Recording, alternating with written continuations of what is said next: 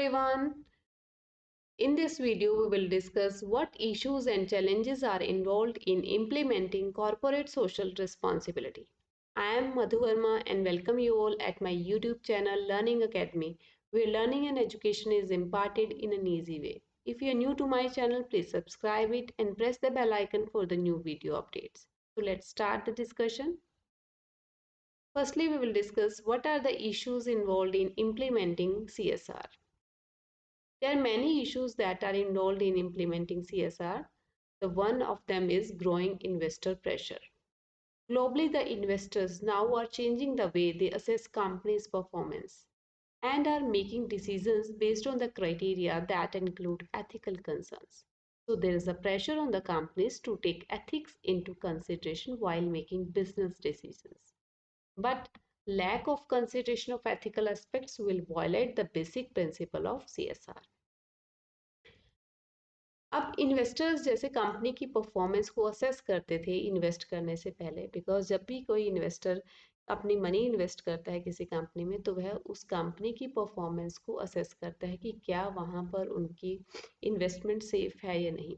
तो वह investment decision लेते समय जो इन्वेस्टर जिस क्राइटेरिया को अब असेस करता है वह है एथिकल कंसर्न, कि क्या कंपनीज अपने बिजनेस डिसीजंस में एथिकल कंसिडरेशन को इंक्लूड करती है या नहीं।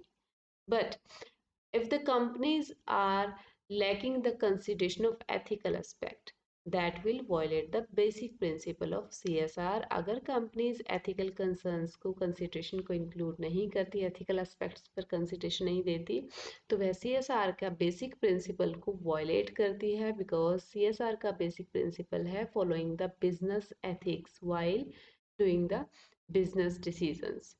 तो यहाँ पर एक इन्वेस्टर प्रेशर है कंपनीज पर, and that is a major issue in implementing the CSR practices. Lack of vision, absence of CSR policy or the strategy.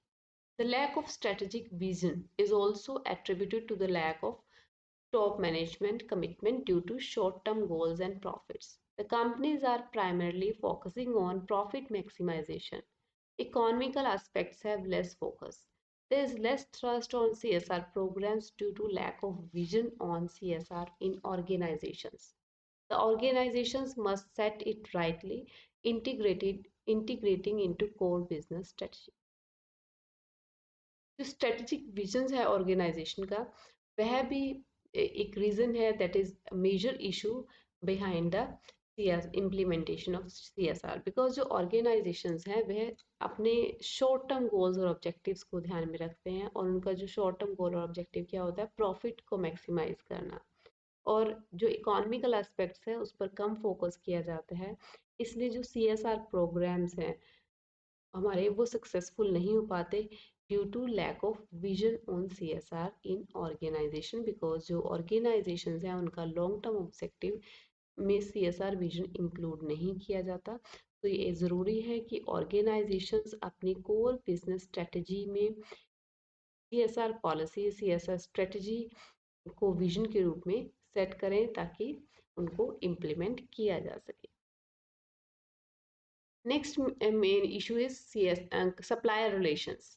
As stakeholders are becoming interested in business affairs, many companies are taking steps to ensure that their partners conduct themselves in a socially responsible manner. Some are introducing code of conduct for their suppliers to ensure that other companies' policies or practices do not tarnish their reputation. जैसे कि जो stake holders हैं business affairs में interested होते हैं, तो सभी companies, अब मोस्ट ऑफ द कंपनीज इस तरह के स्टेप्स ले रही है कि जिन ऑर्गेनाइजेशंस के साथ पर बिजनेस एक्टिविटीज़ परफॉर्म कर रही हैं कोलैबोरेशन में, या फिर जो उनके बिजनेस पार्टनर्स हैं वह भी सोशली रिस्पॉन्सिबल मैनर में बिजनेस एक्टिविटीज़ को परफॉर्म करें, या फिर जो बिजनेस के सप्लायर्स हैं जो उनको गुड सप्लाई कर रहे हैं, जिनके साथ एक फर्म ने कॉन्ट्रैक्ट्स किए हैं या बिजनेस एक्टिविटीज़ परफॉर्म कर रही हैं, वह इंश्योर करना चाहती हैं क्या वे भी सोशली रिस्पॉन्सिबल मैनर में बिजनेस एक्टिविटीज़ को परफॉर्म करें। और कुछ कंपनीज ने तो एक कोड ऑफ कंडक्ट भी इंट्रोड्यूस किया है अपने सप्लायर्स के लिए, ताकि वह इंश्योर कर सकें कि दूसरी कंपनीज भी वह पॉलिसीज और प्रैक्टिसेस फॉलो कर रही हैं जो कि सोशली रिस्पॉन्सिबल बिजनेस प्रैक्टिसेस के लिए ज़रूरी हैं, ताकि वह उनकी रेपुटेशन को और जो उनकी बिजनेस छवि है, बिजनेस में उनकी एक छवि क्रिएट की है उन्होंने due to the social responsible practices, वह उनकी खराब ना हो। इस वजह से सप्लायर रिलेशंस को मेंटेन करने के लिए भी उन्होंने एक कोड ऑफ कंडक्ट डेवलप किया है। And all the business firms want that their business partners or their suppliers follow those practices. Non-participative management. The management is usually engaged most of the time in companies' other affairs. Lack of participation of management will make implementation of CSR program as weak and poor. Business organisations की जो management है वो most of the time company के दूसरे affairs में, दूसरे business affairs में busy रहती है, और जो सीएसआर प्रोग्राम्स हैं उसमें मैनेजमेंट का पार्टिसिपेशन बहुत कम होता है सीएसआर प्रोग्राम्स को एग्जीक्यूट करने में और इम्प्लीमेंट करने में। That is very weak and poor, and that is a major issue behind the implementation of CSR.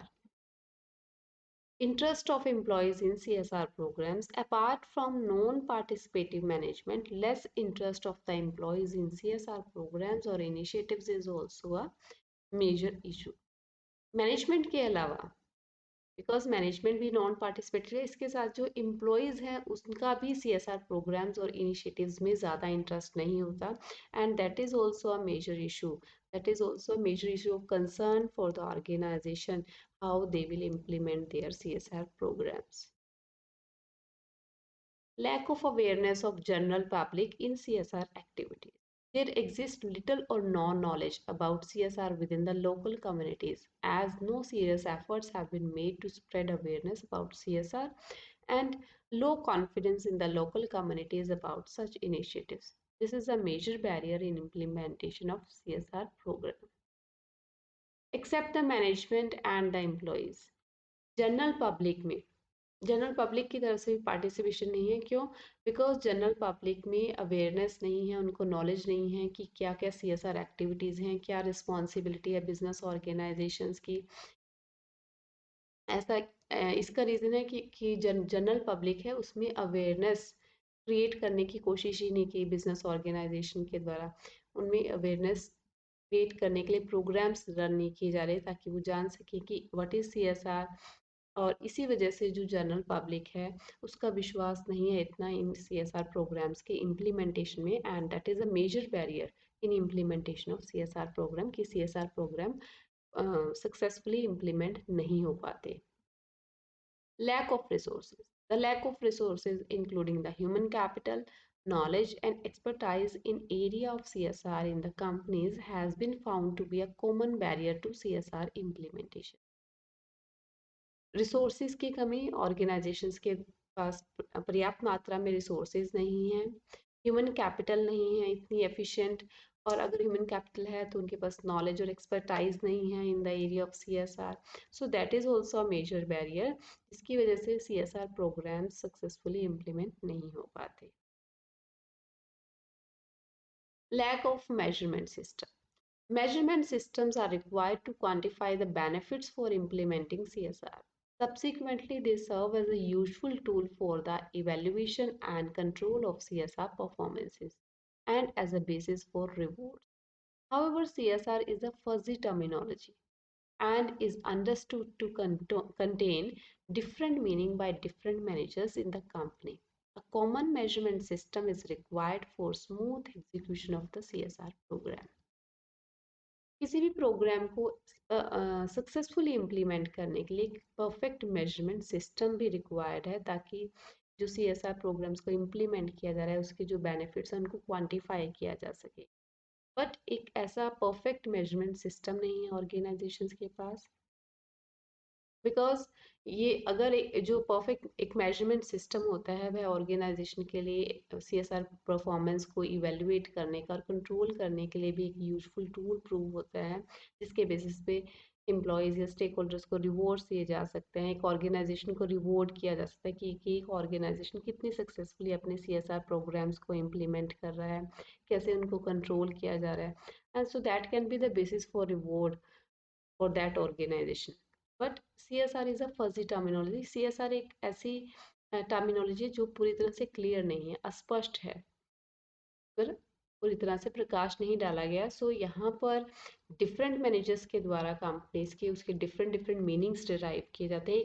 कोई भी कॉमन मेजरमेंट सिस्टम नहीं है जिसके द्वारा CSR प्रोग्राम्स को स्मूथली एग्जीक्यूट किया जा सके। These are the issues involved in CSR. Now we will discuss what are the challenges that are involved in implementing CSR programs. The first one is identifying a suitable CSR program or project. This is a major challenge in front of CSR committee to identify and decide a suitable CSR program for their company. A wrong selection of program may result into failure of discharging CSR mandatory compliances. ये एक major challenge है organisations के सामने और CSR committee जो कि CSR programmes को implement करती है कि उनको कौन कौन से CSR प्रोग्राम्स को आइडेंटिफाई करना कि किस किस CSR प्रोग्राम में उनको एक्टिविटीज़ को कैरी ऑन करना है, कौन कौन सी CSR एक्टिविटीज़ को इम्प्लीमेंट करना है और सिलेक्शन करना है उन डिफरेंट जो डिफरेंट प्रोग्राम्स अवेलेबल हैं उनमें से सिलेक्शन करना है कि कौन सा प्रोग्राम उनके ऑर्गेनाइजेशन के लिए सूटेबल प्रोग्राम होगा। अगर एक ऑर्गेनाइजेशन या CSR कमेटी रॉन्ग सिलेक्शन कर लेती है किसी भी प्रोग्राम का, तो उसकी वजह से कई बार जो CSR मैंडेटरी कंप्लायंसेज है जो ऑर्गेनाइजेशंस को मीट करनी है mandatory requirement as per companies act 2013, वह उन मैंडेटरी कंप्लायंसेस को डिस्चार्ज नहीं कर पाती पूरी तरह से, उसमें सक्सेसफुल नहीं हो पाती। So that can create problem for that organisation. इससे यह एक मेजर चैलेंज है ऑर्गेनाइजेशन के लिए, CSR कमेटी के लिए, कि वह जो प्रोग्राम सेलेक्ट कर रहे हैं आइडेंटिफाई करना और सही प्रोग्राम को सिलेक्ट करना ताकि वह CSR मैंडेटरी कंप्लायंसेस को सक्सेसफुली डिस्चार्ज कर सके। Selection of suitable implementing agencies. Some companies are having their own separate CSR departments with complete manpower. These companies discharge CSR activities with their own staff and manpower. But in case of companies where there is less number of officers in CSR department, they select NGOs for discharging CSR activities. A wrong selection of well-structured NGO may result in poor execution of CSR program. कुछ companies CSR programmes को implement करने के लिए जो उनके separate CSR departments उन्होंने formulate किए हैं जिसके द्वारा वो अपने CSR प्रोग्राम्स को इम्प्लीमेंट करती हैं, और उन CSR डिपार्टमेंट्स में उन्होंने एक कंप्लीट मैन पावर अपॉइंट की है डिफरेंट फंक्शंस को परफॉर्म करने के लिए, CSR एक्टिविटीज से रिलेटेड CSR प्रोग्राम्स को इम्प्लीमेंट करने के लिए, और ये अपने स्टाफ के द्वारा अपने मैन पावर के द्वारा ही CSR एक्टिविटीज को डिस्चार्ज करते हैं। लेकिन कुछ ऐसी कंपनीज भी हैं जहाँ पर number of officers number of manpower कम है, तो वह NGOs को सिलेक्ट करती हैं अपनी एक्टिविटीज़ को डिस्चार्ज करने के लिए। तो अगर एक ऑर्गेनाइजेशन रोंग NGO का सिलेक्शन कर लेती है और वह NGO CSR प्रोग्राम्स को पूरी तरह से एग्जीक्यूट नहीं कर पाता, पुअर एग्जीक्यूशन होता है CSR प्रोग्राम का, so that will create a problem for that organization in discharging the CSR mandatory compliances and for the successful implementation of the CSR program. So there is a challenge for the organization to select a suitable implementing agency or NGO for implementing the CSR program. Another challenge is demand for transparency and disclosure.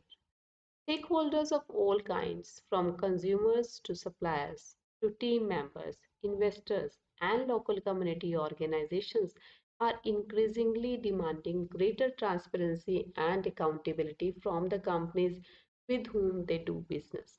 This is a difficult task for the companies to comply.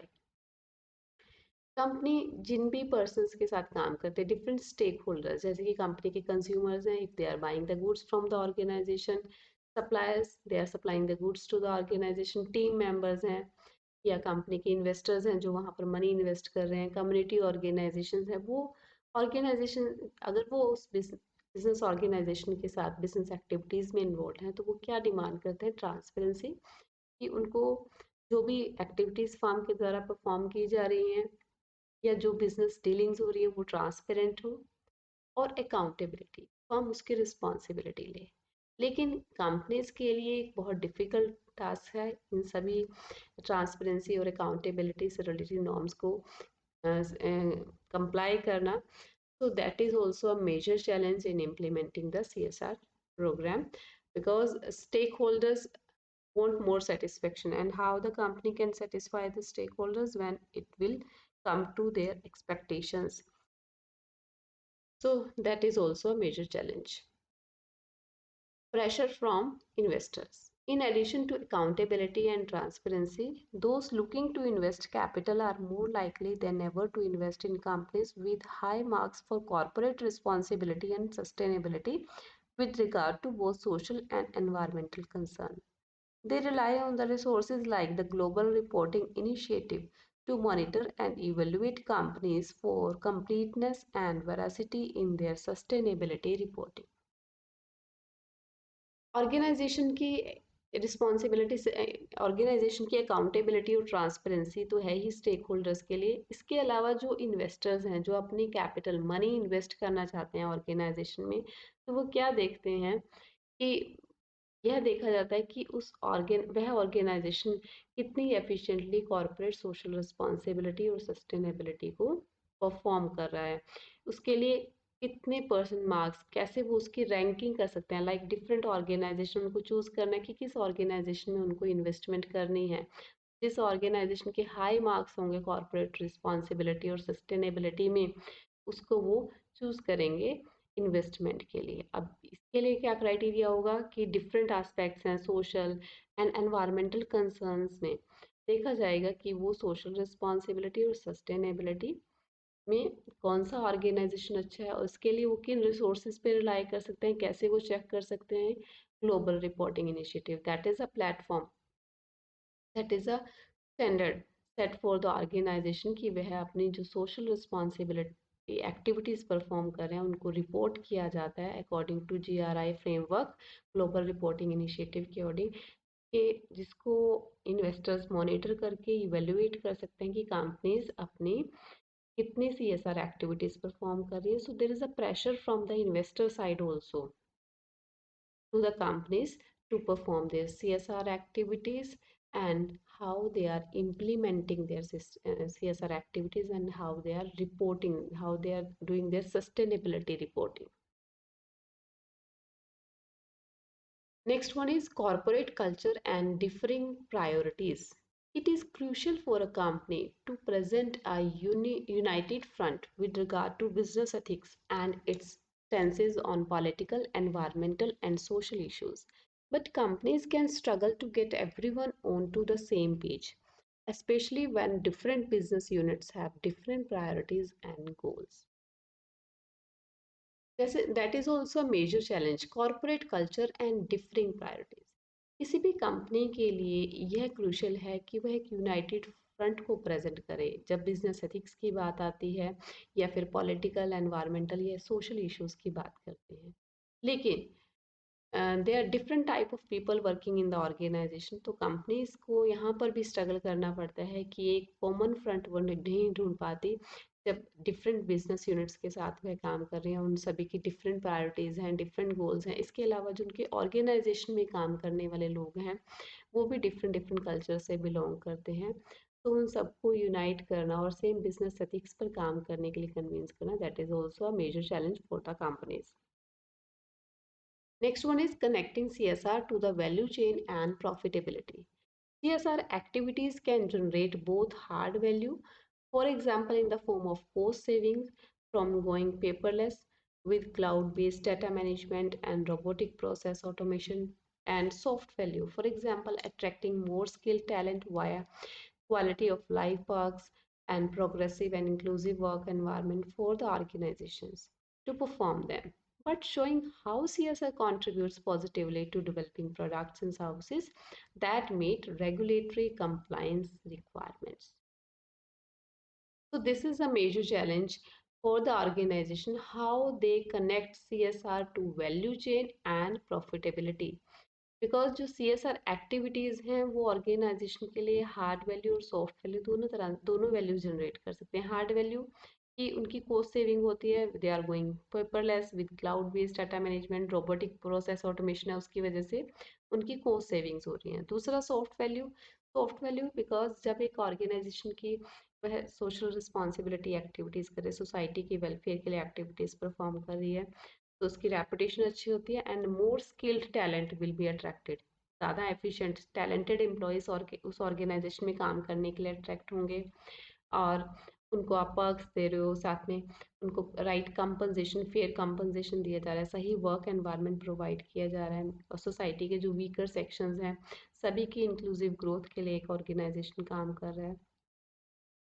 But यह show करना कि कैसे CSR positively contribute कर रहा है to developing the products and services जो कि regulatory compliances को मीट कर रही हैं, तो सीएसआर को वैल्यू चेन और प्रॉफिटेबिलिटी से कैसे कनेक्ट करें, that is a major challenge for the organisation. Next one is lack of community participation in CSR activities. There is a lack of interest of the local community in participating and contributing to CSR activities of the companies. This is largely attributable to the fact that there exists little or no knowledge about it. So awareness, knowledge and participation of local communities must be enhanced. जो local community है, general public है, उनका भी interest नहीं है CSR activities में, और वह पार्टिसिपेट नहीं करते, कंट्रीब्यूट नहीं करते कंपनीज की सीएसआर एक्टिविटीज़ में, and that is the major reason कि कई बार सीएसआर एक्टिविटीज़ सक्सेसफुली इम्प्लीमेंट नहीं हो पाती। इसके पीछे रीज़न है कि उनको उसकी नॉलेज नहीं है। तो there is a need to create the awareness, knowledge and participation of the local communities. Local community में अवेयरनेस क्रिएट की जाए, उनको नॉलेज प्रोवाइड किया जाए, ताकि ज़्यादा से ज़्यादा लोकल कम्युनिटी सीएसआर एक्टिविटीज़ में पार्टिसिपेट करें, उनको सक्सेसफुली एग्जीक्यूट किया जाए। तो this is a challenge for the business activities कि कैसे उनको नॉलेज प्रोवाइड की जाए, अवेयर कराएं और लोकल कम्युनिटी का पार्टिसिपेशन इंक्रीज कर सके organisation. Trust between local community and company.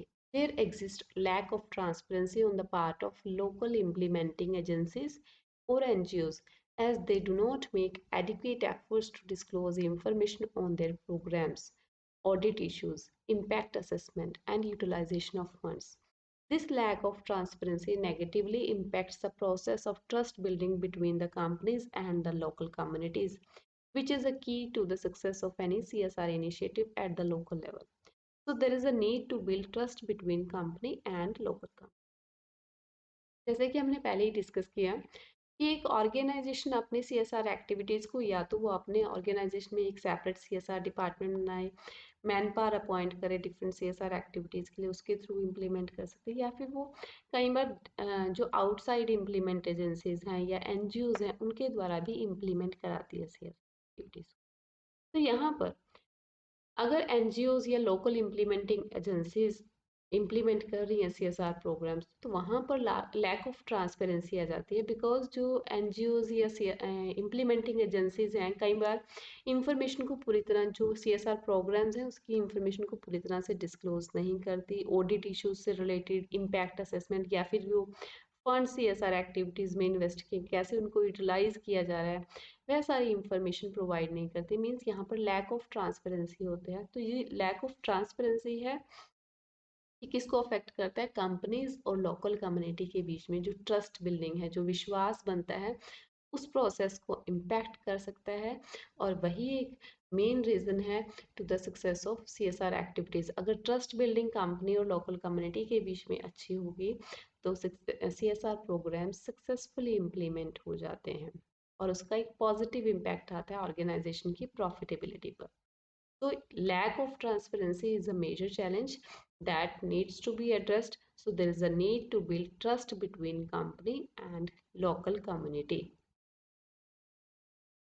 Next challenge is non-availability of well-organized non-governmental organizations. The non-availability of well-organized non-governmental organizations in remote and rural areas that can assess and identify real needs of the community and work along with the companies to ensure successful implementation of CSR activities. So there is a need to develop well-organized NGOs in remote and rural areas. जो remote और rural areas हैं वहाँ पर well organised NGOs या local implementing agencies नहीं होती। इस वजह से कई बार ऑर्गेनाइजेशंस को प्रॉब्लम आती है कि वे अपने प्रोग्राम्स को इम्प्लीमेंट नहीं कर पाते। तो वहाँ पर सीएसआर प्रोग्राम्स के सक्सेसफुल एग्जीक्यूशन और इम्प्लीमेंटेशन में ऑर्गेनाइजेशन को प्रॉब्लम्स क्रिएट होती हैं। So there is a need to develop and to identify NGOs and implementing agencies in remote and rural areas also, and that is a major challenge in implementing the CSR programs. Next one is narrow perception towards CSR initiatives. Non-government organizations and government agencies usually possess a narrow outlook towards the CSR initiatives of companies, which needs to be widened. अब जो NGOs या government agencies हैं जो CSR programmes को implement करने में business organisation को help करती हैं, कई बार उनका एक नैरो आउटलुक होता है सीएसआर इनिशिएटिव्स को इम्प्लीमेंट करने से रिलेटेड।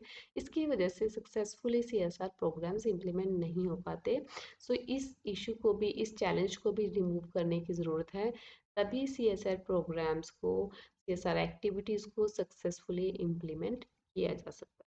तो ये सब चैलेंजेस हैं जो कि एक बिजनेस ऑर्गेनाइजेशन को ध्यान में रखने पड़ते हैं जब सीएसआर प्रोग्राम्स को इम्प्लीमेंट कर रही हैं, और इन चैलेंजेस को ऑर्गेनाइजेशन को फेस करना पड़ता है। So we discussed many issues and challenges while implementing the CSR programs and as well as the CSR activities. I hope you must have enjoyed this video lecture. If this video is useful for you, please like the video and subscribe my YouTube channel and share it with your friends. Thanks for watching.